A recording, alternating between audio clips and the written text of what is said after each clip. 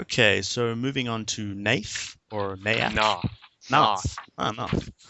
Okay, That's so how I pronounce it. So everyone else must pronounce it the, like that. I can't remember. This is where I thank George for taking the one insect I'm not terrified of and making me terrified of it. Did they ever say it on the show? Did The butterfly? they ever say? No, just the I think they butterflies did are say killing everybody. Naath.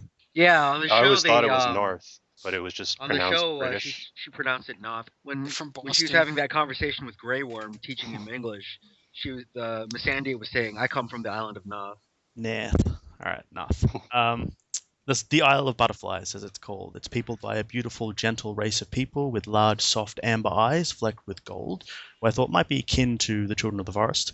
The Naathi do not kill. They eat fruit instead of meat, and they make music instead of war. The Lord of Harmony is their god, and he seems to protect them from some invaders by infesting the shore with butterflies that are poisonous to the invaders, but it doesn't seem to work against the slavers. And the Naathi sound very innocent and naive. Yeah, they just want to eat fruit, chase butterflies, make up songs. They're basically just seem like children, like a more naive version of the Summer Islanders or something. But Right. Did anyone else think of Jainism as the real world corollary to this? Because it sounds like they have a really anti-violence, like towards anything. Like policy. sweeping the floor so you don't step on an ant or anything. Right. Yeah. The only thing I can think of is the Jainist religion. Which I've never actually had a chance to actually meet someone who actually practiced it. But from what you learn from school, it's that religion where like they try not to harm a single bug or anything like that. Yeah, like maybe Maybe. they fear they might be reincarnated as insects. That kind of. How do societies like this control animal populations if they don't want to harm a single animal? Like, what if like a certain rabbit or something like that got out of control on their environment? How would they control animal populations without like physically killing them? Well, they've got Tim, butterflies Tim do it. to control the butterflies. They poison the rabbits. They would just stick butterflies on them. Yeah, like but Pick up the rabbits unless, and throw it in the sea. But unless you need to expand your territory and stuff, why would you need to control the animal population? Yeah, it seems like they just take what they would- need naturally and don't. Yeah. It's like it's just a perfect sort of ecosystem. Like they're not importing new animals that could sort of disrupt the balance. It's just the same ecosystem for thousands of years that they've sort of come in tune with. Yeah. Right. I mean, the danger would be more the slavers or the invaders coming in and sort of letting loose rats from their ships. But maybe the magical butterflies maybe keep things in check by poisoning foreign agents. Seems like anything foreign, the butterflies, whatever they're releasing, that gets to foreign antigens or some shit. From there, they could weaponize the butterflies. Biological warfare. Yeah, through jars and throw them at the enemy. When I saw the description of the diseases, they talked about the symptoms and they mentioned fever and coriform-like movements. So as a physician, the first thing I thought of was Huntington's disease. But I looked into it a little bit more, and there's also Sydenham's chorea, which is an autoimmune disease. And that sounds like the closest thing to what's going on here. You got fever, you have neurologic symptoms like this. And it's sort of interesting the way it goes about, because if it truly is butterflies, then all you got to do is grab a couple of those suckers in a jar and take them over to Westeros, and they're going to kill everyone, right? Well, unless they kill you. If you're a Naathi though, like say you're Missandei, right? All you got to do is release three butterflies in Essos, and like goodbye civilization, right? Yeah, and the butterflies might die if they're taken out of their environment. They might only be able to exist in that setting. Yeah. Like it makes me wonder if like how they talked about they had that Naathi prostitute house in Lease where all the courtesans were from Naath. Like say hypothetically one of them had a child that was half Naathi, half whatever Lysini. Like would that half Naathi child be immune to disease in Naath, or would they also get sick as a foreigner?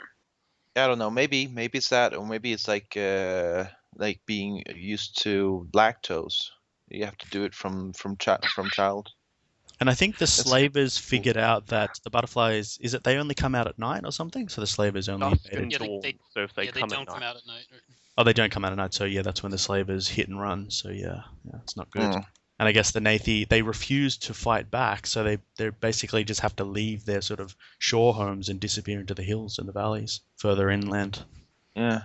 Oh, so people when they come at night, they don't get sick. But you can only stay a few hours. Yeah, but I'm just saying, if you could go out at night, then it has to be either like something about the flowers or something, or maybe the butterflies, something that is more active in the day. Because then it can't be just a contagion. like I like find a it hard virus to or believe that.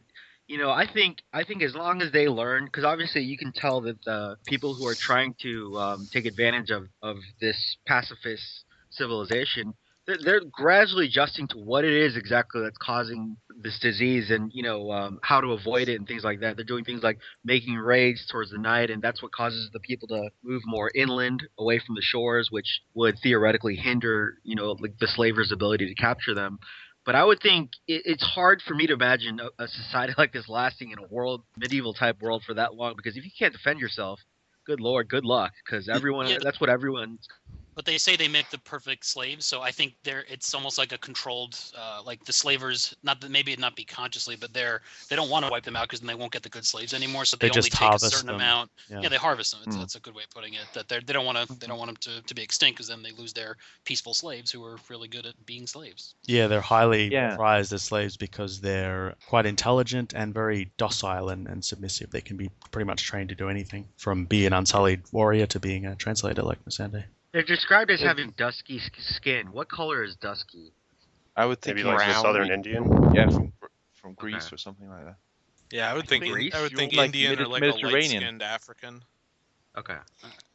Yeah, I think George has mentioned that the Naathians, they are one of the sort of not real life ethnicities. They're just golden skinned, or dusky. Yeah, the big Is wide. the Dusky Woman from Naath, or no? Do we know where the Dusky Woman came from? I'm sure She'll never tell.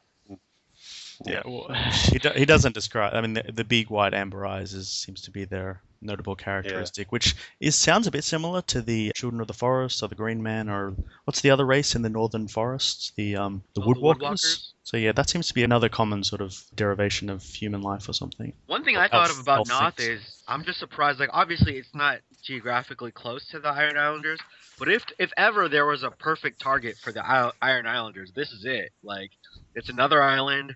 Nobody fights back. You just walk in and take whatever you want. Like, Yeah, I mean, this is Victorian gets Iron Island heaven. dangerously close to them, so lucky he didn't stumble across it. I mean, if the Iron Yeah. Islanders are known to take their longboats all the way over to Essos, why wouldn't they take them to Naath? It seems like it would almost be on the way. Well, I think they did. I think that Euron got her in his journeys, and she's charcoal earth-colored skin, and she's quiet, biddable, and compliant. She's definitely from Naath. There, that's settled. Moving on. But they wouldn't know about the butterflies, would they? So they just end up all dead. Yeah, or maybe they just know you got to get in, get out. Do not spend a lot of time there. Maybe. Yeah. I mean, I guess they are like that. Like they just pillage and plunder and then back into the sea. Yeah, So they made it. and I'd bet that Euron went to the Basilisk Isles first. Oh yeah, it's probably HQ. Oh yeah, he's been all over the skies. Well, speaking of Yeah. the Basilisk Isles, should we move on? Yes. Yeah, sure.